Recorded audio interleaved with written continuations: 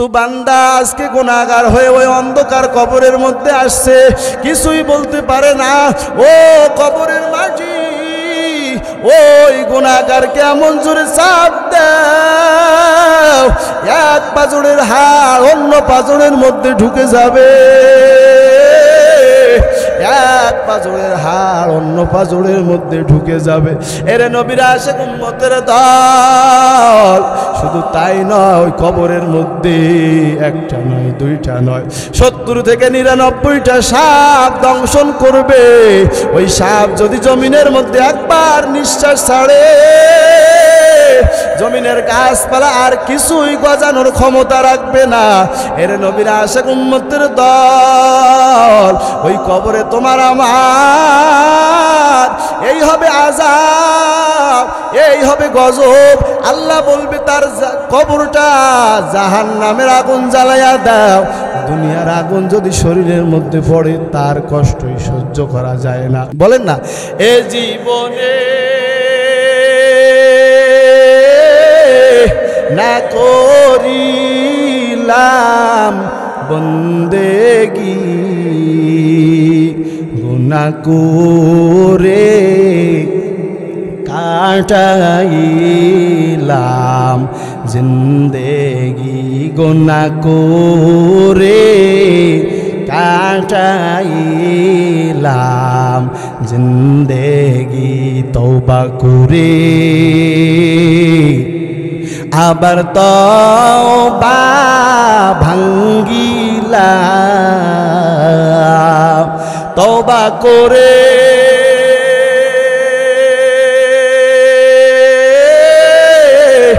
আবার তওবা ভাঙ্গিলাম,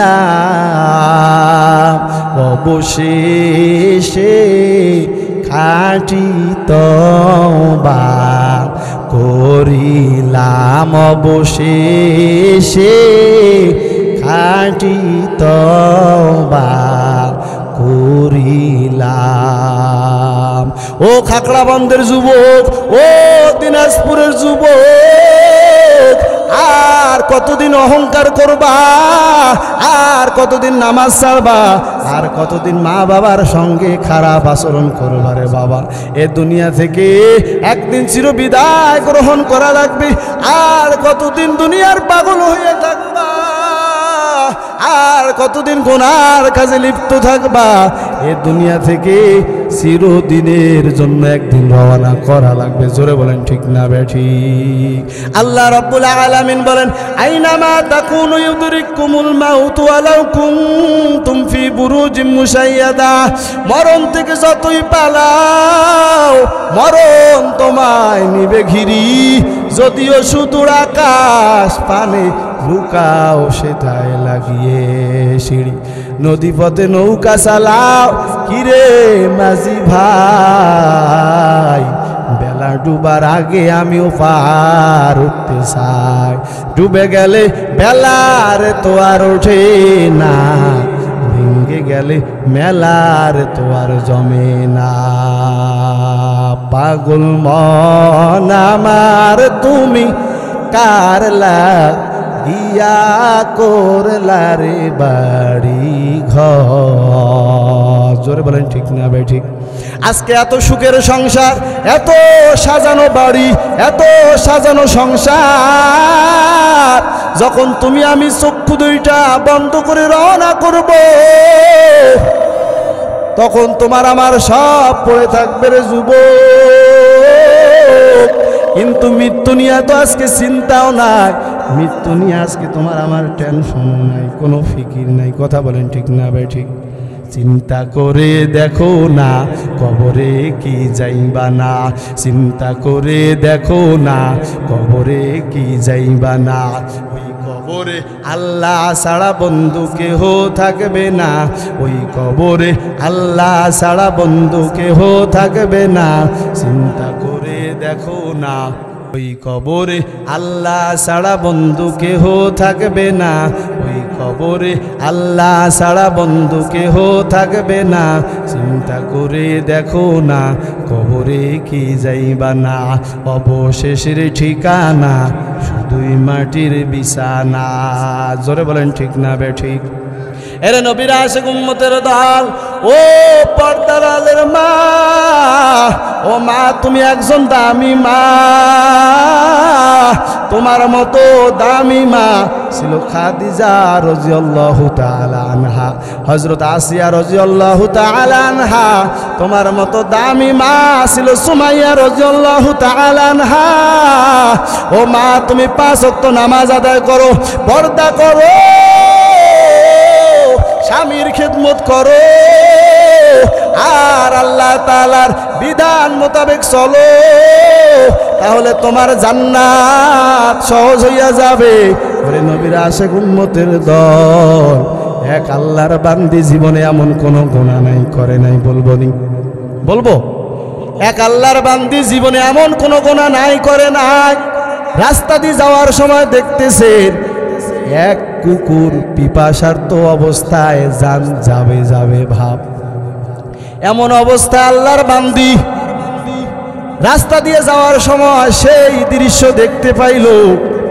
এখন কুকুরের মুখে পানি উঠাইয়া দিবে এমন একটা ইচ্ছা, কিন্তু কেমনে পানি উঠাইয়া দিবে, কোথায় পাবে পানি?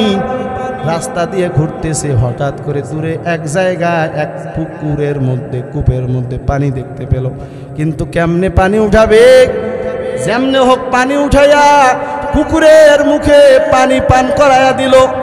আল্লাহ রাসূল সাহাবায়ে কেরামদেরকে এই ঘটনা শুনে বলতেছে, হঠাৎ করে গাইবি আওয়াজ, আমার আল্লাহ ওই গুনাহগার বান্দিকে আমার আল্লাহ তামাম জিন্দেগির গুনাহ খাতা মাফ করে দিয়ে জান্নাত দিয়েছেন। সুবহানাল্লাহ। ইয়া ইলাহি তু মেরা মাবুদ হ্যায়, ইয়া ইলাহি তু মেরা মাশুক হ্যায়। এরে নবীর আশিক উম্মতের দল, ও মুমিন, একবারও চিন্তা করে দেখছো তোমার আমার হাত গুনাহে নাপাক, তোমার আমার চক্ষু গুনাহে নাপাক হয়ে গেছে, তোমার আমার পা গুনাহে নাপাক হয়ে গেছে। এই গুনাহ নিয়ে যদি মাওলার কবরে যাও, ওই মাওলার কবরে তোমার আমার প্রশ্ন হবে 3টা। জোরে বলেন কয়টা প্রশ্ন হবে? 3টা প্রশ্ন হবে। রবের পরিচয় দাও, ধর্মের পরিচয় দাও, রহমাতাল লিল আলামিনের পরিচয় দাও। যারা রবের হুকুম মেনে কবরের মধ্যে যাবে তারা বলবে রব্বি আল্লাহ, দীনুল ইসলাম, মুহাম্মাদুর রাসূলুল্লাহ। আল্লাহ রাব্বুল আলামিন বলবে, ওরে ফেরেশতা, আর আমার বান্দাকে ডিস্টার্ব দিও না। তার কারণ বান্দা আমার ইবাদত বন্দেগী করে কবরের মধ্যে আসে, আর ডিস্টার্ব দেওয়া যাবে না। ওই বান্দার কবরের মধ্যে জান্নাতের ফিরাশ বিছায়া দাও, ওই বান্দার কবরের মধ্যে জান্নাতের নাজ নিয়ামত দিয়ে ভক্ষণ করে দাও। আল্লাহ রাব্বুল আলামিনের কথা অনুযায়ী জান্নাতকে সাজানো হবে, কবরকে সাজানো হবে। আর যারা মাওলার হুকুম না মেনে কবরের মধ্যে যাবে, যারা ইবাদত না করে কবরের মধ্যে যাবে, যারা মদ খেয়ে কবরের মধ্যে যাবে, যারা বেপরদায় চলে মাওলার কবরে যাবে, ওই ফেরেশতা জিজ্ঞাসা করবে রবের পরিচয় দাও, ধর্মের পরিচয় দাও, রহমাতাল লিল আলামিনের পরিচয় দাও। এর নবীর আশিক উম্মতের দল, ওই গুনাহগার মানুষ শুধু বলবে লা আদরি, লা আদরি, আমি কিছুই জানি না, আমি কিছুই জানি না। আল্লাহ রাব্বুল আলামিন বলবে, রে ফেরেশতা, এই নাফরমানকে আমি আল্লাহ দুনিয়ার মধ্যে নাজ নিয়ামত খাওয়াইছি, সূর্যের আলো দিয়েছিলাম, চাঁদের আলো দিয়েছিলাম, আমি আল্লাহ অন্যান্য মাখলুকাতের মতো আমি আল্লাহ তাদেরকে নাজ নিয়ামত খাওয়াইছি। কিন্তু বান্দা আজকে গুনাহগার হয়ে ওই অন্ধকার কবরের মধ্যে আসছে, কিছুই বলতে পারে না। ও কবরের মাটি, ও ওই গুনাহগারকে এমন জোরে চাপ দাও এক পাঁজরের হাড় অন্য পাঁজরের মধ্যে ঢুকে যাবে, এক পাঁজরের হাড় অন্য পাঁজরের মধ্যে ঢুকে যাবে। এরে নবীর আশিক উম্মতের দল, শুধু তাই নয়, ওই কবরের মধ্যে একটা নয় দুইটা নয় 70 থেকে 99টা সাপ দংশন করবে। ওই সাপ যদি জমিনের মধ্যে একবার নিঃশ্বাস ছাড়ে, জমিনের গাছপালা আর কিছুই গজানোর ক্ষমতা রাখবে না। এর নবীর আশিক উম্মতের দল, ওই কবরে তোমার আমার এই হবে আযাব, এই হবে গজব। আল্লাহ বলবে তার কবরটা জাহান্নামের আগুন জ্বালাইয়া দাও। দুনিয়ার আগুন যদি শরীরের মধ্যে পড়ে তার কষ্টই সহ্য করা যায় না, কিন্তু ওই কবরের মধ্যে জাহান্নামের আগুন, ওই কবরের মধ্যে কষ্ট কেমনে সহ্য করবা? ওরে নবীর আশিক উম্মতের দল, আম্মা জান আয়েশা সিদ্দিকা রাদিয়াল্লাহু তাআলা আনহা দেখতেছেন একদিন রাসূল ঘরের মধ্যে গভীর রাত্রে কান্না করতেছেন।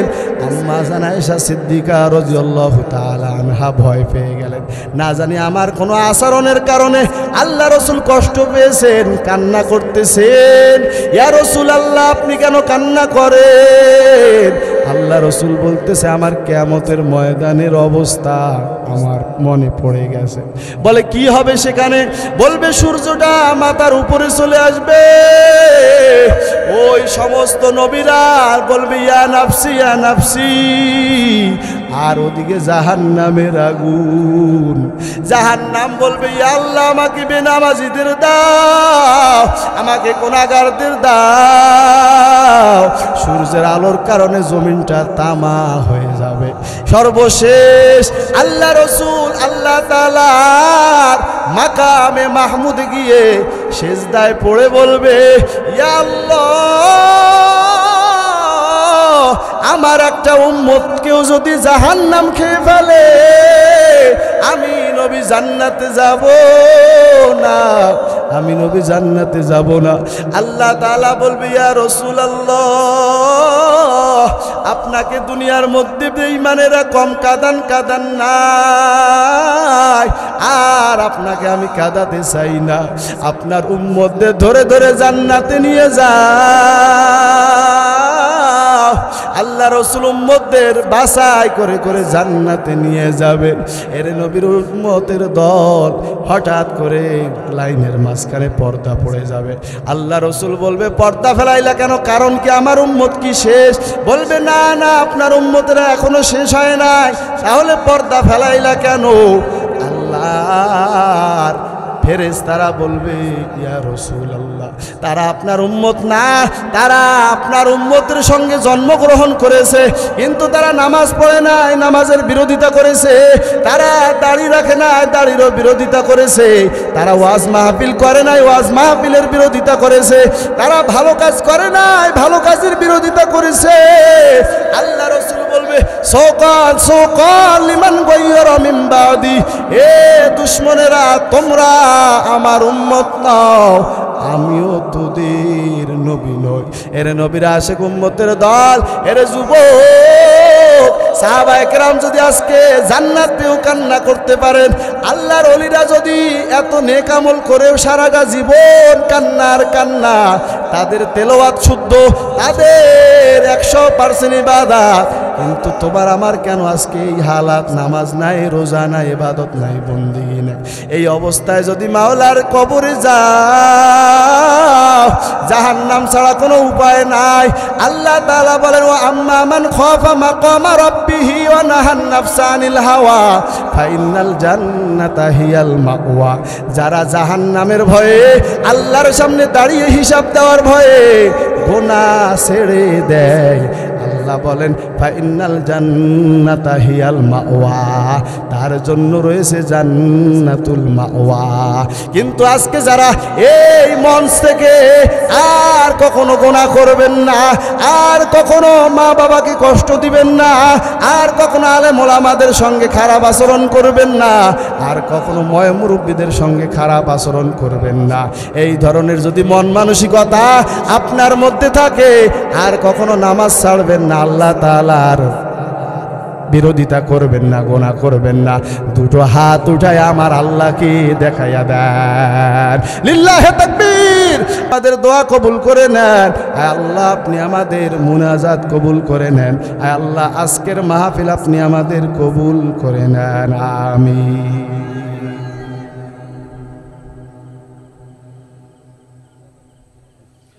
الحمد لله رب العالمين والصلاة والسلام على سيد الأنبياء والمرسلين وعلى آله وأصحابه أجمعين يا أرحم الراحمين يا أرحم الراحمين يا أرحم الراحمين رب ارحمهما كما ربياني صغيرا رب ارحمهما كما ربياني صغيرا ও দয়ার মালিক আল্লাহ, কুদরতের নজর দিয়ে তাকায়া দেখো মাওলা, আল্লাহ কতগুলো দাড়ি পাকা মুরব্বী, আল্লাহ কতগুলো যুবক, আল্লাহ কতগুলো মাদ্রাসার তলবে এলেম, আল্লাহ কতগুলো পর্দার আলের মা নিয়ে আমি গুনাহগার এই গভীর রাত্রে হাত তুললাম,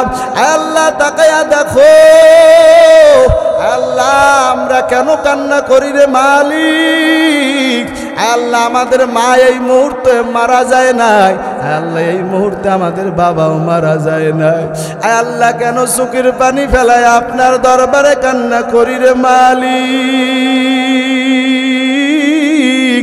আল্লাহ সারা জীবন গুনাহ করলাম, আল্লাহ হাতের দিকে তাকায় গুনায় না পাক, চোখের দিকে তাকায় চোখ গুনায় না পাক, আল্লাহ কলবের দিকে তাকায় কলব গুনায় না পাকে, জীবনে না করিলাম বন্দেগি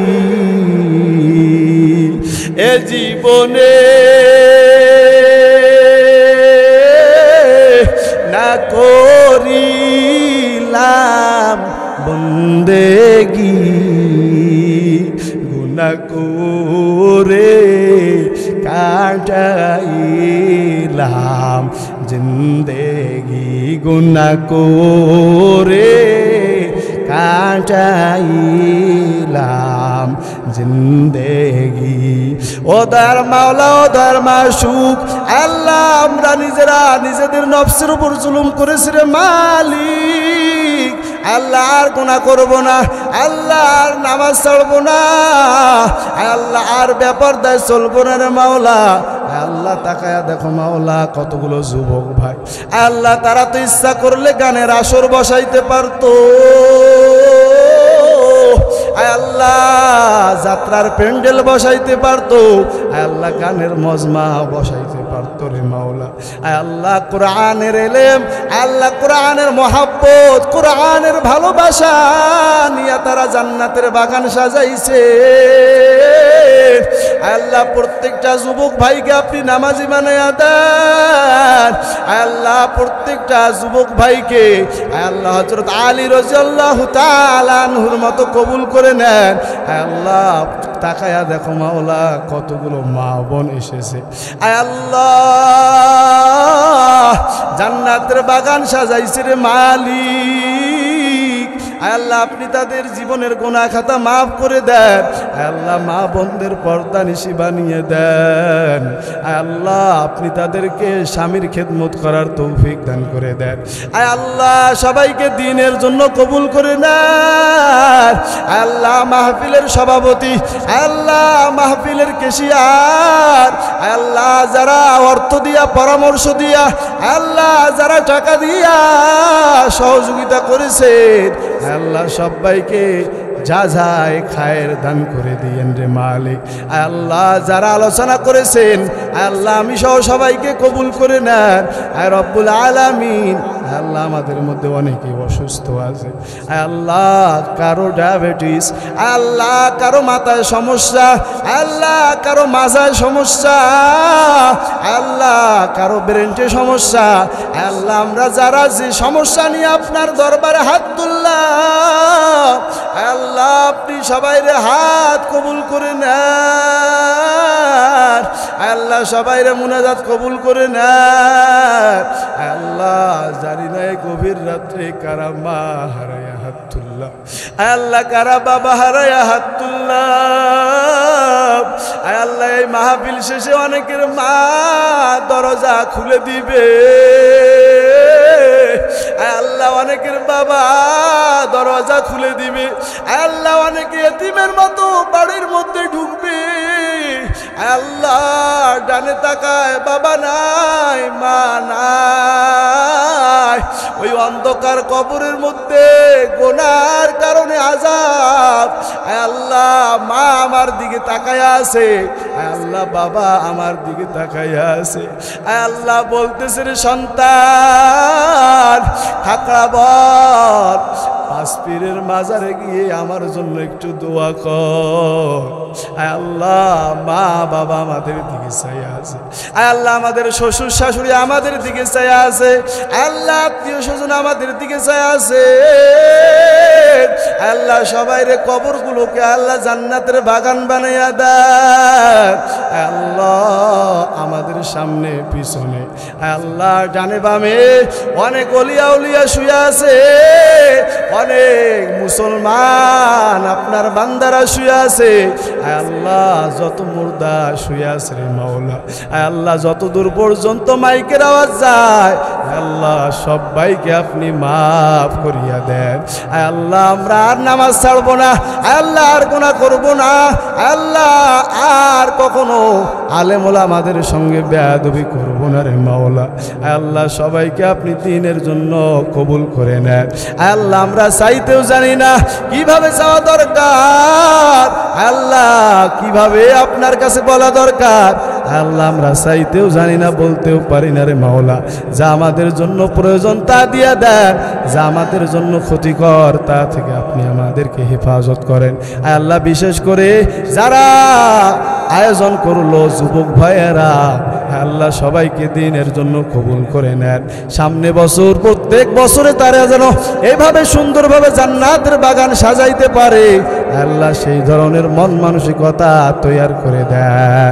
রব্বানা তাকাব্বাল মিন্না ইন্নাকা আনতাস সামিউল আলিম ওয়া তুব আলাইনা ইন্নাকা আনতাত তাওয়াবুর রহিম।